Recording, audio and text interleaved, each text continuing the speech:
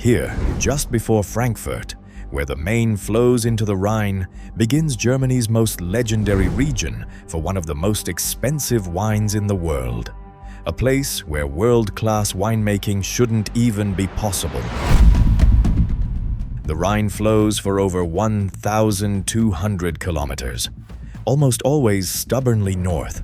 But at this one point, it does the unexpected. It suddenly bends west, straight into the sun. This short kink changes everything and creates a microclimate that shouldn't exist at all. Normally, a river valley along the Rhine means both banks only get half a day of sun. But because the Rhine here is forced by the Taunus Mountains to bend west for 25 kilometers, something crazy happens. The entire northern bank suddenly faces exactly south. Sun from morning until evening. So it's 8 p.m. and you can see it's still sunny. This is insane. But at this latitude, that alone usually isn't enough. Behind the slopes, the Taunus blocks cold northern winds.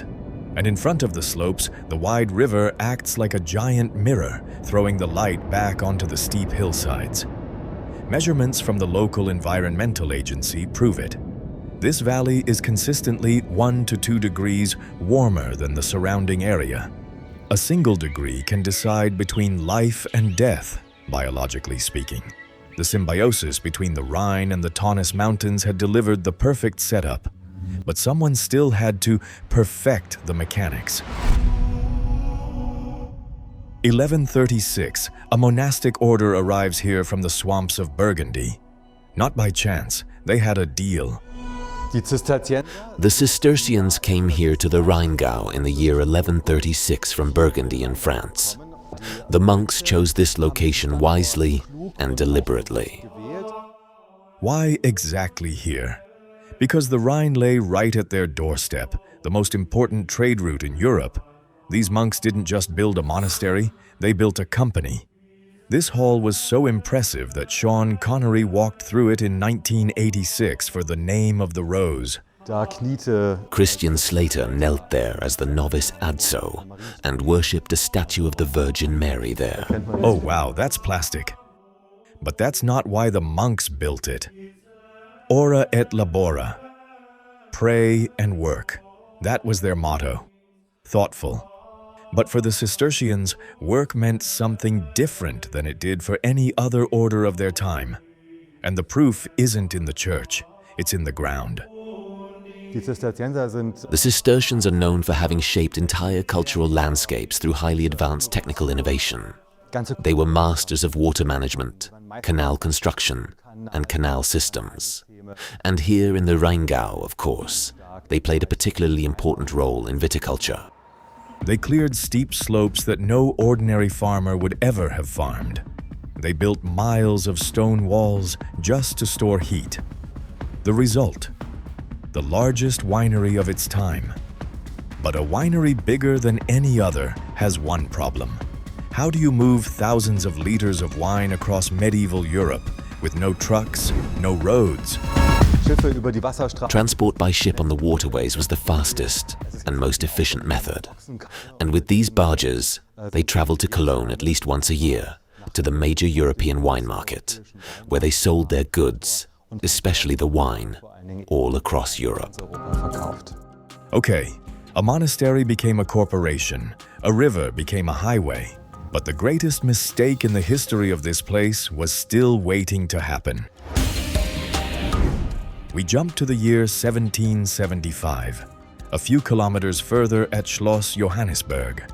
Here stood the world's first purebred Riesling vineyard. Every year, a courier had to ride 150 kilometers to the Prince Abbot in Fulda to get official permission to harvest. But this year, disaster struck. The messenger was delayed by weeks. The grapes hung on the vine. In the warm, humid microclimate of the Rheingau, they began to mold and shrivel. By the time the messenger finally arrived, the harvest looked ruined. Out of pure desperation, the monks pressed the rotten mush anyway. Months later, they opened the barrels and discovered that the mold had evaporated the water and concentrated the sugar to an extreme degree. Amazed, it was liquid gold. This historic mistake gave birth to what's known as Spätlese and changed the global wine market forever.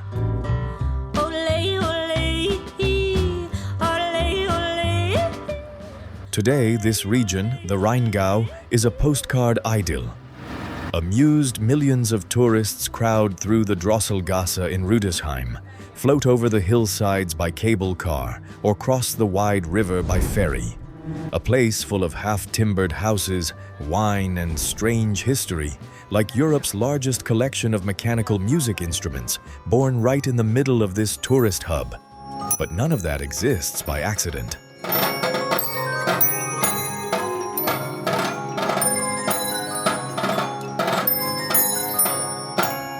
Right here, hard slate cliffs force the Rhine through a narrow, dangerous bottleneck, the Bingen Gap. In the Middle Ages, ships had to slow down here. That meant tolls, trade, and the rise of castles and towns. Confident, even the massive Niederwald monument, the Germania, stands exactly at this geographic kink, looking west toward France since 1871. Geography became world politics right here. While Rüdesheim is the loud face of the region, you find its real DNA a few kilometers further, in places like Eltville, where history feels quieter but more authentic. What started as an experiment in 1136 is a global business today. In the very cellars these monks built, bottles are now auctioned off for over 9,000 euros. And yet, German wine is under international pressure. Tariffs, trade wars, shrinking export markets. And on top of that, human-made climate change, threatening the exact 1 degree that all of this is built on. The Rheingau isn't a place you simply visit. It's monumental proof that a single geographic accident can shape a culture for 1,000 years. And if you want to see how this system still holds up today, and how, on one specific night each year, the Rhine literally goes up in flames, check out this video above. Or, not far away, lies Heidelberg. This is where the Philippine national hero lived, so make sure to check out the video below.